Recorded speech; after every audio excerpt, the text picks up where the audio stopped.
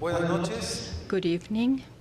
Vamos a comenzar We are going una to conversación begin our very intimate talk between us four los 800 and the amigos aquí 800 presentes. friends that are here with us. And I want to explain the dynamics of tonight, which we hope will be the opportunity to listen one of the biggest contemporary writers. We are going to begin with a dialogue with Sylvia Cherem, who is known, she's a great journalist, activist. Her last book, Israel a Cuatro Voces, it's a great introduction to four of the great Israeli writers, Grossman, Amos Oz, and Kerim. It's incredibly fascinating. Linda Marcos, Dr. Linda Marcos is a specialist in compared literature and a reader of Israeli literature. She gave the seminar, The Multicolor Crystal, on literature, movies, and Israeli society. We are going to have, first of all, a conversation with David, and afterwards in English, and afterwards we're going to get your questions in writing, and David is going to answer them in Hebrew so that we can listen to his original language, and I'm going to be making a brief translation. And finally, we are going to listen to the author reading his work. He's going to read a fragment of his last work.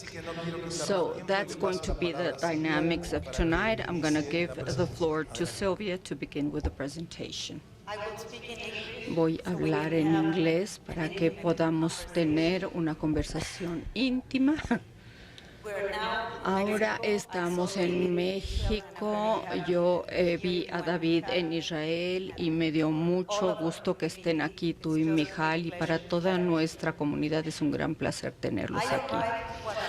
Yo llegué a Guadalajara el lunes en la noche y la gran mayoría de la gente con la que hablé estaban increíblemente impresionados por la personalidad de David Grossman, y incluso muy profundo y claro. Y me da mucho gusto que la esposa de David, Mijal, esté aquí. Cualquier mujer u hombre con el que hablé querían tener un reporte de esto y me dijeron que se enamoraron de David. Y ese es el sentir que yo tengo y me da mucho gusto. Mi marido está aquí para escucharme. Cuando yo regresé de Israel en agosto, después de entrevistar a David durante horas, les dije a todos que me llegó al corazón. En su fragilidad tan increíble, David Grossman parece tener una voz suave y gentil, parece tragarse sus palabras, proyecta una imagen muy privada y sin hacer daño, y a la vez introvertida, pero la realidad es que esto es simplemente lo contrario. La profundidad de sus pensamientos tienen el poder de electrificar. Como lo dijo, él recibe y transmite electroshocks. No está atrapado en su identidad o sus opiniones. Busca sus propias palabras, su lenguaje interno para nombrar la realidad. Sorprende y choquea con su propio idioma por la forma en que señala las contradicciones, con la libertad de su corazón y la profundidad de sus heridas. Tiene la capacidad de darle a la vida la alta resolución, sus historias esperan su voz. Él no se da por vencido a la debilidad del idioma, a las convenciones de la vida o del poder. En todos y cada uno de sus libros, en cada plática, se reinventa y pone siempre la esperanza, la tristeza, el dolor, las obsesiones y desesperación, las familias rotas y todo en el papel. Sus imágenes son tan afortunadas que nosotros, los lectores, podemos ser personas diferentes después de leer a David Grossman. Encuentra el color de cada palabra, sabe dónde poner el acento para movernos y produce las imágenes personales y conmovedores. Tiene el regalo de transformar la vida, de ofrecer su corazón como un puente con melancolía. Juega el papel de la literatura con compasión y generosidad, con estar despierto a cada sentimiento, incluso al dolor y a la esperanza. En la intervención que yo dije de Israel a 4 veces, comenté que David es el que más quiero de todos los escritores israelíes, y no fue coincidencia que lo puse en el principio de mi libro. Su gran humanidad, él es un mensch en todos los sentidos, y aunque yo tengo ciertos sesgos, estoy seguro que esta conferencia de la Universidad Hebraica será algo memorable para todos nosotros. Como ustedes habrán escuchado, Vargas Llosa lo alabó hace unos días y ha sido comparado con García Márquez, con Faulkner y con Untergrad. Gracias, David, por estar aquí con nosotros. Deberías saber que aunque yo no soy la persona correcta, y eso es desafortunado, he repetido en casi todas las entrevistas que tú te mereces el premio Nobel como uno de los grandes escritores de nuestros tiempos.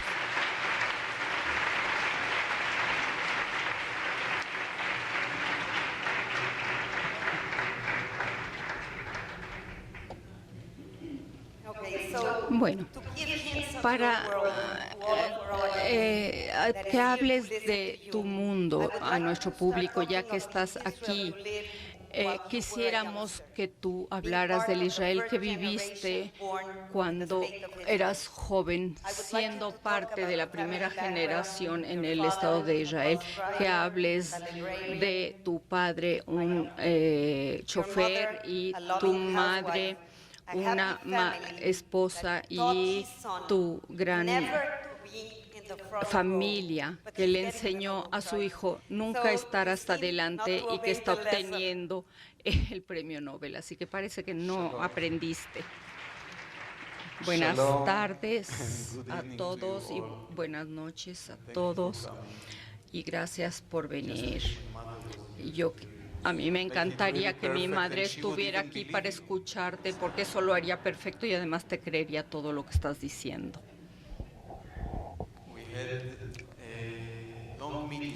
Tuvimos reuniones muy largas en Jerusalén, Silvia Cherem y yo, y Silvia tiene la habilidad, como se lo dije en el cuarto verde, que nunca está verde, tiene la combinación de ser muy suave, muy delicada, dulce, y además le saca a uno exactamente lo que uno quiere. Es de esas entrevistadoras que sabe exactamente cómo hacerlo decir cosas que uno no se ha dicho a sí mismo siquiera. Nací en Jerusalén en 1954 y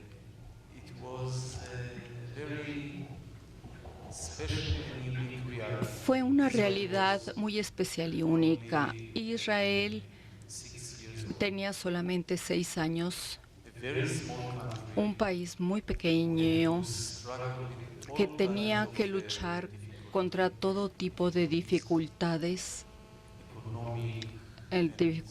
económicas, sociales y problemas de seguridad.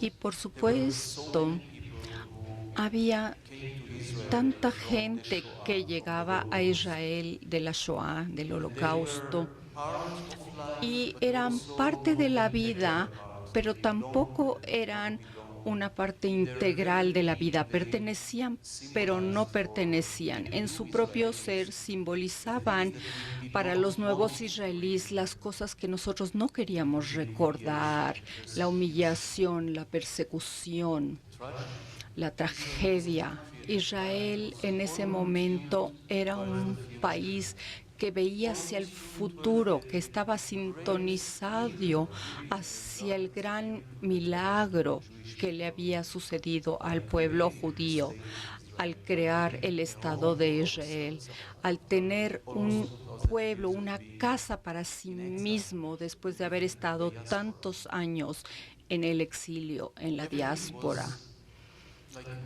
Todo era como magia. Era mágico para nuestros padres cuando nos veían a nosotros, la nueva generación. Los niños nacían a un estado nuevo que hablaba hebreo.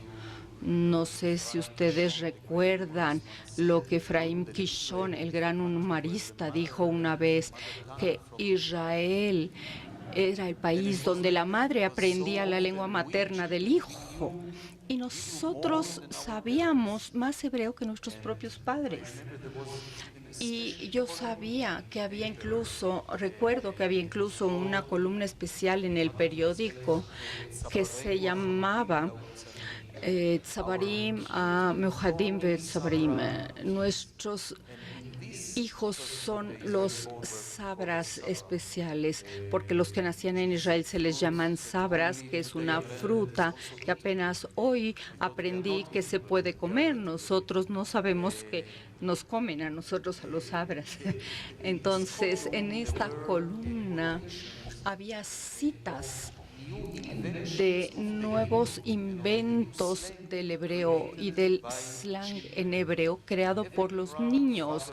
Y todos los padres o madres orgullosos, cuando decían sus hijos una nueva expresión o combinación de palabras, la mandaban rápidamente a los periódicos y todos decían, ¡ay, qué imaginación, qué innovación de nuestros hijos!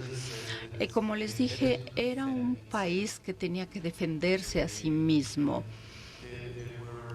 Había amenazas constantes. Realmente Israel no era aceptado en el Medio Oriente por los demás países y había un sentir constante de temor, de ansiedad. Todo era nuevo y al mismo tiempo todo tenía este eco, esta voz de un pasado largo y trágico. Para que yo fuera un niño en este momento, en esta etapa, era una de las opciones más entusiastas que puede tener un niño, porque la realidad era tan extrema. Todo era nuevo y extremo. Todo nos llevaba a la dirección que iba a tomar este país. Éramos niños y también éramos viejos al mismo tiempo, porque éramos el último tono de una larga cadena de judíos, de gente, y sentíamos que todo lo que estábamos haciendo tenía una aura especial alrededor. Recuerdo despertando en las noches a los gritos y lloro de los sobrevivientes de la Shoah que vivían en nuestro edificio y que tenían sus pesadillas, y nosotros despertábamos aterrados porque queríamos saber qué estaba pasando. Y por lo general nuestros padres y aquellos de nosotros que teníamos abuelos no nos querían decir, no querían decirnos ni hablarnos del pasado. Realmente ellos querían que nosotros nos viéramos hacia el futuro, enfrentáramos el futuro, pero nosotros no podíamos ignorar lo que escuchábamos, no podíamos ignorar que la gente caminaba por las calles con números tatuados en los brazos y sabíamos que existía una gran tragedia, pero no había ninguna explicación real abierta. Por ejemplo, cuando uno comía entre la 1:30 y 2:30, había un canal en la radio en Col Israel, La Voz de Israel, y en este programa que escuchábamos a esa hora, la gente buscaba a sus familiares, a quienes habían perdido durante el Holocausto. Y había una melodía especial en este programa, había un narrador, a veces hombre, a veces mujer, normalmente una mujer, y decía cosas como Hansel, hijo de Jacob y Sara, del Shtetl tal y tal, que alguna vez se le vio en tal calle, se le está buscando Jabale, la hija de Tubia y Malcale. Y así, entonces existía esta melodía que se lamentaba y que nos acompañó durante las comidas por años y años. Era el programa que buscaba a los familiares perdidos. Y yo creo que de alguna manera nuestra generación perdió su apetito. No solamente el apetito por la comida, sino también tenía un efecto sobre la forma en que nosotros percibíamos la vida, percibíamos la habilidad o la incapacidad de nuestros padres de protegernos de algo que había sido tan severo, pero también esto nos hizo pensar en la naturaleza de la humanidad. Y existía este mensaje silencioso que nos transmitía no solamente en palabras, pero sino a veces a través del cordón umbilical, que siempre había que estar preparado para la catástrofe, siempre esperar, no convertirse en el objetivo. Y estas cosas a las cuales a veces éramos leales y a veces las traicionábamos, siempre estaban ahí. Aun cuando las rechazábamos, nos relacionábamos con ellas a medida que crecíamos. Entonces el mundo podía ser amigable, pero a veces no. No todo el mundo estaba contra nosotros, pero siempre estaba el pilar alrededor del cual le íbamos dando vueltas. Y entonces jugábamos a los detectives, pero uno de los juegos más populares era buscar a los espías egipcios, jordanos o espías sirios, y en todos lados encontrábamos espías, porque todos los mayores o cualquiera que se comportaba de forma extraña se convertía en un espía para nosotros. En ese sentido, éramos como cualquier otro niño en cualquier país. Pero, como dicen, estaba ahí el gran eco de la historia, que siempre estaba presente y a veces era una gran carga. Y en el libro, véase Amor, en ese libro, habla de esto y habla de un pequeño niño como a mí, que yo creo es David, en la forma en que nos dice cómo se sentía, tratando de entender lo que era esa bestia nazi de la cual nadie hablaba. Solo hablaban del mundo de allá. Entonces yo quisiera que nos dijeras qué sucedió cuando publicaste ese libro y la vida cambió totalmente para ti, porque fue como si el mundo entrara a tu vida, a tu literatura. Y yo realmente les recomiendo ese libro como una de las bases del trabajo de David. Gracias. Primero quiero decir algunas palabras de esto. Y Silvia, te voy a recordar nuevamente, no todo lo que escribí es de mí o soy yo. Si hubiera sido así sería muy fácil, simplemente tengo que escribir un diario y ya, pero no.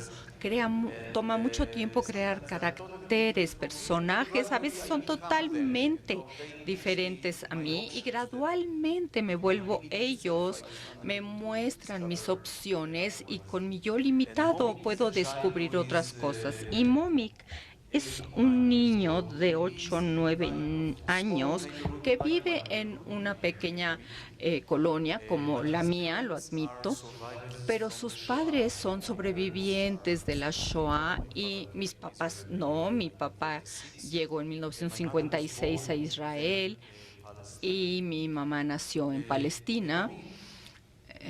Y Momik está rodeado por sobrevivientes del Holocausto, de la Shoah, y de repente su abuelo, una especie de abuelo que se había perdido y todos pensaban que había muerto en la Shoah, regresa de un asilo en Bat Yam, donde había estado unos 10 años, nadie sabía quién era, hasta que empezó a murmurar el nombre de la familia de Momik, y entonces encontraron a la familia y trajeron a este hombre totalmente lunático que estaba murmurando una historia que daba vueltas en su cabeza, y solo Momik pudo penetrar este ciclo de la historia y empezar a entender lo que el abuelo estaba diciendo.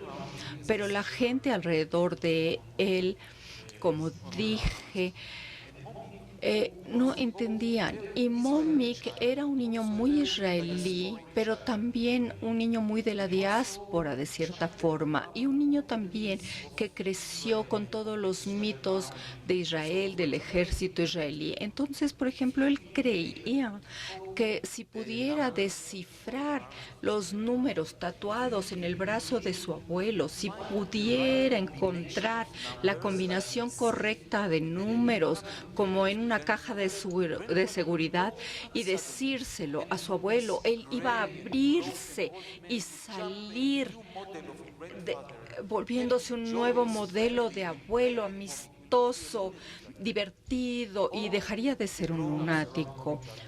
Todos los adultos alrededor de Momik hablaban acerca de los nazis que se conocían como Nazi Ahayan, y cuando yo era niño así crecí oyendo hablar de la bestia nazi. Piensen en ustedes, en ustedes cuando escuchan hablar de los nazis. Y empiezan a pensar que había una especie de bestia, de monstruo que mandaba sobre toda la gente. Por cierto, nadie decía Polonia o Alemania, decían a más allá cuando yo era niño. Era tan doloroso decir el nombre de Alemania, de Polonia, etcétera. Entonces la gente lo traducía de una forma más suave diciendo allá. Y también creo que donde y cuando los judíos hablan en cualquier idioma acerca del Holocausto o de la Shoah, van a hablar de lo que sucedió allá. Cuando los que no son judíos hablan de esto, hablan de lo que sucedió entonces. Hay una gran diferencia entre entonces y allá, porque entonces quiere decir sucedió y ya, se acabó. Y allá es que en algún lugar paralelo a nuestra vida de acá está esto. Ahora, Momik empezó a preguntarle a la gente quién era la bestia nazi, quién lo crió. Escuchó hablar de Simón Wiesenthal, el gran cazador, y lo buscó para ver si él le podía decir algo acerca de esta bestia que aterrorizaba a los padres, a la gente adulta. Y nunca tuvo una respuesta. Él se vio muy presionado por este misterio.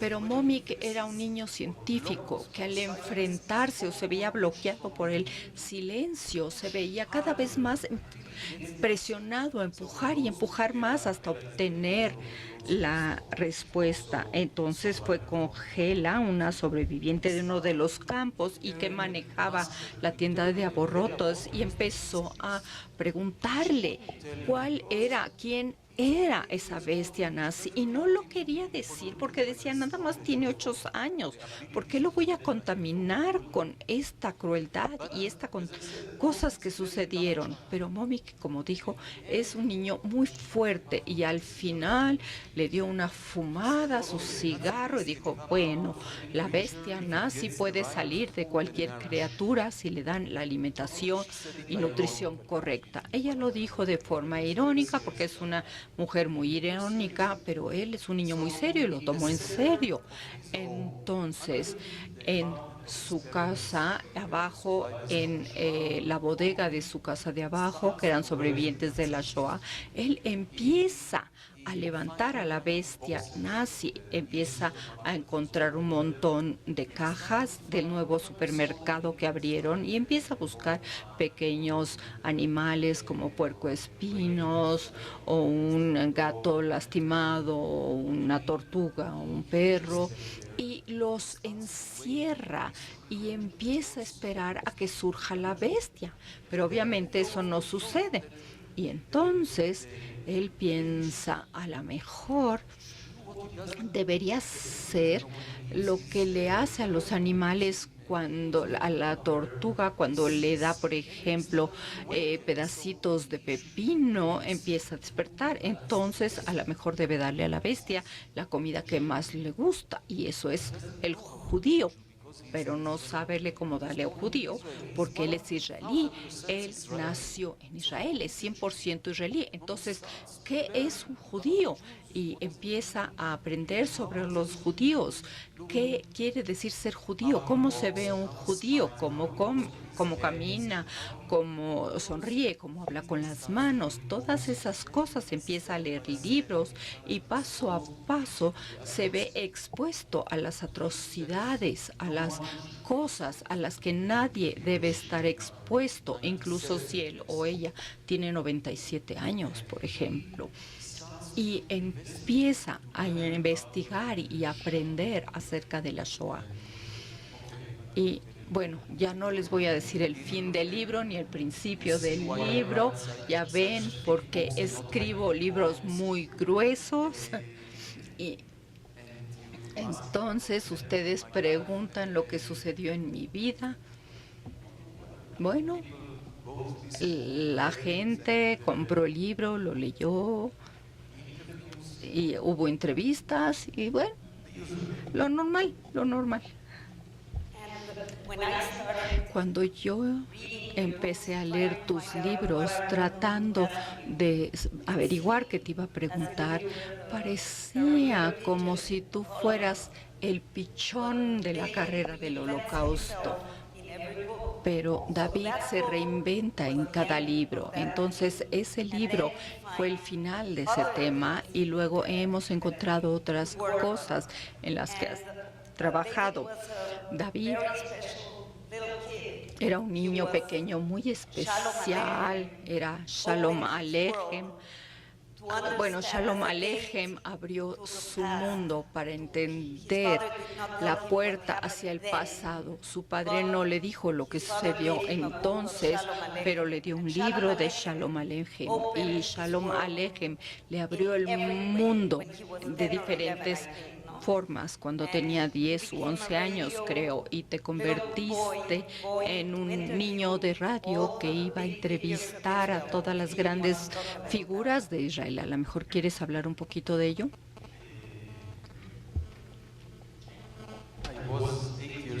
Tenía 8 años cuando mi padre, quien en sí había sido un niño, un huérfano que nació en un pequeño shtetl llamado Dinov. ¿Hay alguien de Dinov acá? Bueno, a veces espero que haya alguien que haya venido de allá.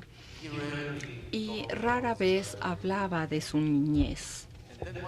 Un día vino y me dio un volumen de las historias de Shalom Aleichem, de una casa de publicidad Vir que estaba en rojo, y lo puse con todos los volúmenes de mi cuarto y me dice, tómalo, David, es como era allá. y tenía una sonrisa medio quebrada. No era muy típico de él en esa época. Y yo sentí que me estaba dando algo muy, muy especial porque no lo había hecho antes. Tomé el libro y recuerdo que en nuestro departamento había un umbral en la ventana y yo me senté ahí y empecé a leer el cuento de Mottl, el hijo del cantor, y empecé a leer sobre este niño y su mejor amigo Manny, que era la vaquita, la hija de una vaca, y entonces leí cómo vivían con el papá enfermo y yo me acordé de mi abuelo que murió enfermo y todo el mundo se me abrió. Fue un mundo tan misterioso y tan atractivo, con tantos códigos increíbles,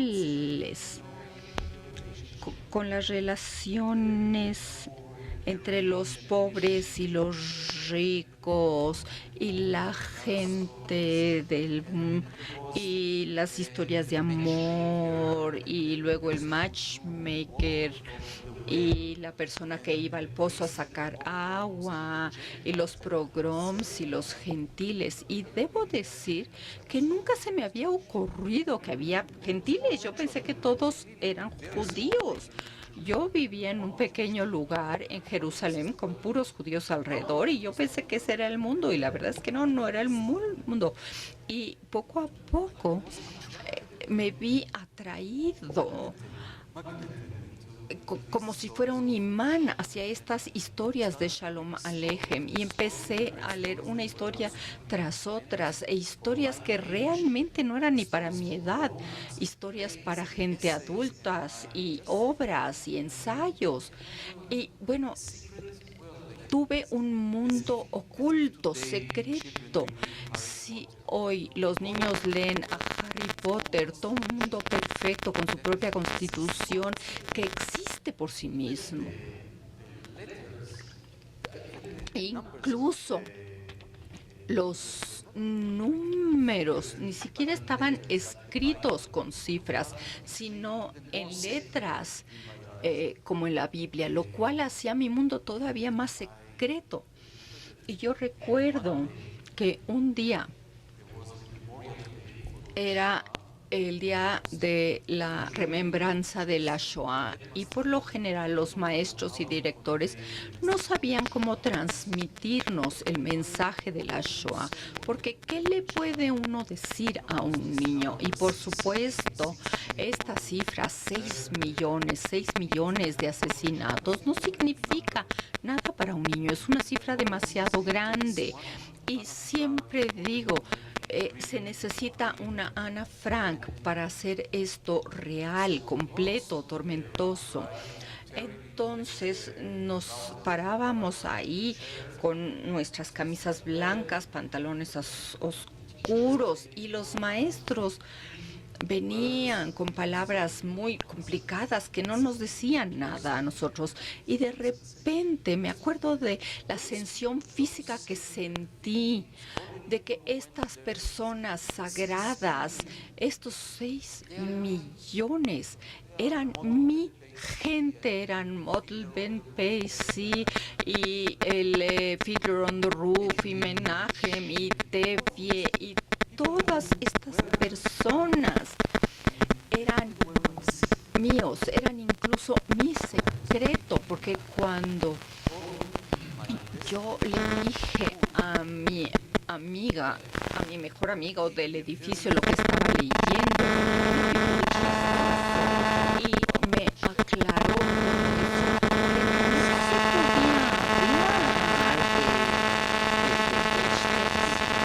y de repente todo este mundo se murió, porque hasta ese momento yo no tenía idea que esos no existían ya. Los niños ya no se hacen esas preguntas, ¿verdad? Esos existen paralelos a mi realidad de hoy en día. y yo quiero que existan. Y entonces fue para mí una impresión muy fuerte, porque de alguna manera, en una forma muy de niño, creo que finalmente entendí el poder, la fuerza de lo que es escribir en un libro o a través de la literatura. Podemos encontrar el lugar donde las cosas pueden coexistir en forma simultánea. La dimensión del arte, donde las cosas que se han perdido pueden vivir de manera simultánea. Recuerdo que decidí, ya no voy a leer Shalom Aleichem más, y durante 2 o 3 meses leí todo simplemente para decirle adiós, y luego traté de no reírme de cosas chistosas, porque puede uno reír de esas cosas, pero a veces eran tan chistosas que tenía yo que reírme. Y luego hubo una competencia de conocimientos en la radio israelí que se llamaba Dos son mejores o algo así. Y cada mes había una competencia de conocimientos sobre otro tema. A veces de detectives, otras veces historia de Israel, algunas veces historia de la a la cual asistían gente muy seria para audicionar, que los probaran y luego salir en vivo en un show, y casi todo Israel escuchaba esto, porque solo había un canal. Entonces yo le dije a mis padres, yo quiero ir. Se me quedaron viendo y me dijeron, ¿tú? Y sí, yo sé. ¿Qué vas a hacer? Eres un niño. Entonces yo fui a la Galenteria, que era una especie de show que había en nuestra colonia. Por primera vez en mi vida escribí una tarjeta, se las di a las autoridades y les dije, yo quiero que me audicionen. A la semana siguiente llegó una carta de la radio, y como era gubernamental, pues para mis padres fue como si David Ben-Gurión había señalado. Yo tenía su hijo, ¿no? El único que tienen, dénmelo.